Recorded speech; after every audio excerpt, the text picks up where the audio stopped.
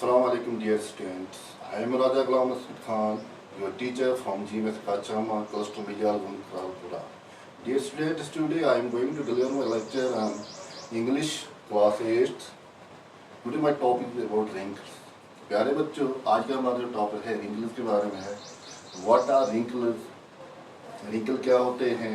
Wrinkles को हम झुर्रियाँ कहते हैं, furrows झुर्रियाँ कहा जाता है. तो ये चैप्टर क्यों दिया गया है? प्यारे बच्चों, आपने देखा होगा आपके घर में आपकी सिस्टर, आपकी मदर या कोई एल्डर आपके घर में होता है, तो उसके चेहरे पे कौन सी चेंजेस आती हैं, क्या चीज़ आप उसमें देखते हो. तो प्यारे बच्चों, आपने देखा कि आपकी बहन के चेहरे में और आपकी माँ के चेहरे में क्या फ़र्क होता है. तो उसकी माँ के चेहरे पे जो आप वो लाइनर देखते हो, वो चेंज जो देखते हो, उन्हीं को रिंकल्स कहा जाता है, जिनको हम झुर्रियाँ कहते हैं. अब ये झुर्रियाँ आती किस लिए? How the wrinkles present on the face of your mother. तो this poem is written by Arvind. The poet presents this poem in a very meaningful way, in a very interesting way, and this is a lesson for all of us. How the wrinkles appear on the face of your mother. तो कैसे झुर्रियाँ आ गई? तो जो poet है वो कहता है कि the first wrinkle appear at the time when your mother departed from her family, from his father. His father uprooted from his backyard and planted her in the courtyard of others. That was first time, the first wrinkle appears on the face of the mother.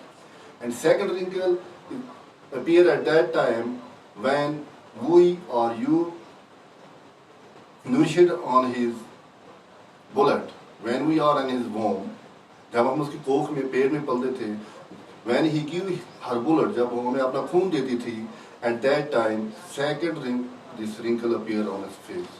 The third wrinkle appear at that time when we suck blood from his breast, from his chest, when he give her blood to us, when we feed on her blood.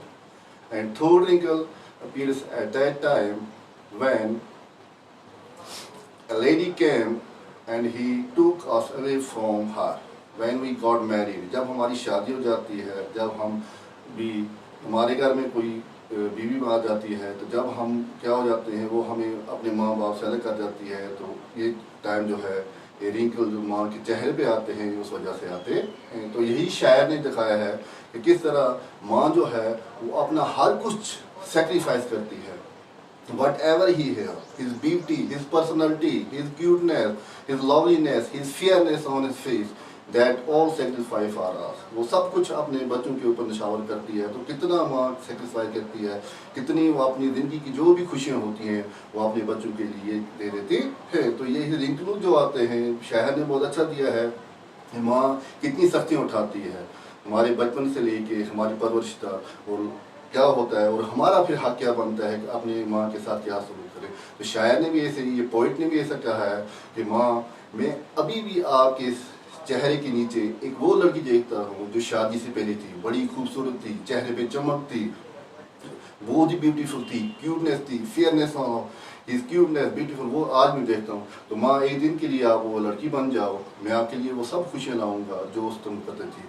तो ये शायर ने एक जम्मू की मिसाल दी है कि जम्मू के दरिया तवी के किनारे माँ क्या करती थी, अपनी सहेलियों के साथ जाके खेलती थी हॉप्स कॉच, जिसको यहाँ सपाटो कहा गया है, पेबल्स कंकड़ के साथ खेलती थी. जैसे मैं इस पे बोर्ड पे, वाइट बोर्ड पे मैंने बोर्ड लिखे हैं, जिनकी मीनिंग लिखे हैं. हॉप्स कॉच खेलती, स्टॉपो, पेबल्स कंकड़ कलरफुल के कंकड़ के साथ खेलती थी.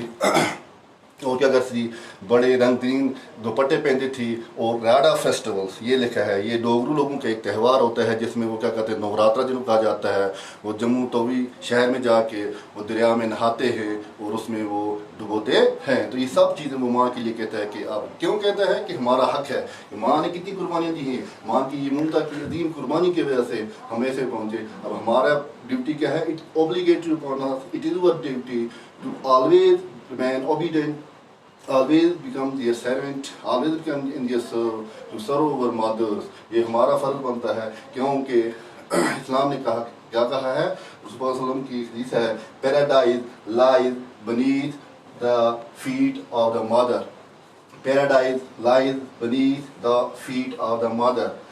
جنت ماں کے قدموں تلے ہے. رسول اللہ علیہ وسلم ایک صحابی عرض ہوئے, انہوں نے کہا اے رسول اللہ علیہ وسلم, میں نے ماں کو 7 حج کرائے اور آپ نے کس طرح کعبہ طواف کیا آپ نے کندھوں پہ اٹھا کے, کیا میرا حق ماں کے ادا ہوا؟ رسول اللہ نے کہا نہیں, ابھی آپ کا اتنا ہی حق ادا ہوا جتنا ماں نے تجھے ایک چھاتی سے دوسری چھاتی تک دودھ لینے کے لیے آپ کو دیا ہے, تو اتنا حق ہوا. تو پیارے بچوں, ہمیں یہ سب یاد رکھیں, ماں باپ کی ہمیشہ خدمت کرنے کے لیے. اگر ہمیں جنت چاہیے تو ماں کے قدموں کی طرح جنت ہے. ماں کی ہمیشہ خدمت کر رہی کہ ماں نے اپنا سب کچھ ہم پہ نشاور کیا ہوتا ہے. مجھے پتہ ہے کہ آپ کو یہ سبق اچھی طرح سے سمجھ آیا ہوگا. تو یہ جو الفاظ معنی جو ہیں ورڈ جو ہیں اپنی کاپی پہ لکھنا اور اسے یاد کرنا. خدا حافظ.